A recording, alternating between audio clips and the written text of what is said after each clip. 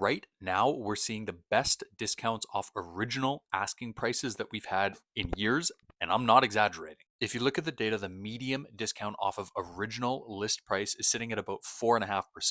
And that's key. This isn't a discount off the current price after price reductions. This is off the price the seller originally aimed for. To find discounts like this, you basically have to rewind all the way back to December 2022, almost 3 years. But here's the important part. This current market is completely different and way friendlier for buyers. Back in 2022, prices had dropped so fast that sellers didn't adjust. 90% of listings were completely unrealistic. You'd have homes that were worth $1 million being listed for 1.3 or 1.4.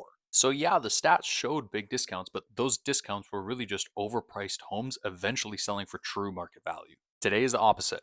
Current listings are actually priced for the market and they're still selling under list price. We're talking on average across the entire Fraser Valley, discounts of about 3 to 5% off of homes that are already fairly priced.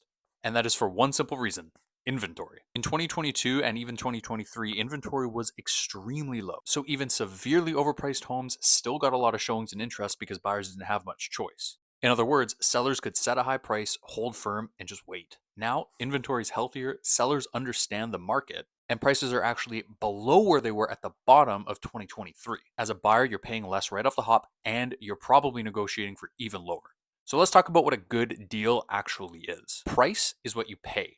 Value is what you get, and they are not the same thing. A good deal is when you're paying below the property's value. That's it. Value is always a range, maybe a window of 20 grand, 30 grand, or 100 grand. If a home is worth anywhere from say 500 to like 520 and you get it for 495, that's legitimately a good deal. On the flip side, let's define a lowball. A lowball is when your offer is substantially below value, not just the current list price. If a home is listed at 700 grand, but say, for example, worth only 600 and you offer 620, that's not a true lowball. That's just you offering within the correct value range. But if a home is worth 720 to 750 and you're offering say 630 to 650, that's a true lowball. And here is where a lot of buyers get misled. So many real estate podcasts based in the US right now have people thinking that you can buy a $500,000 home for 120 grand.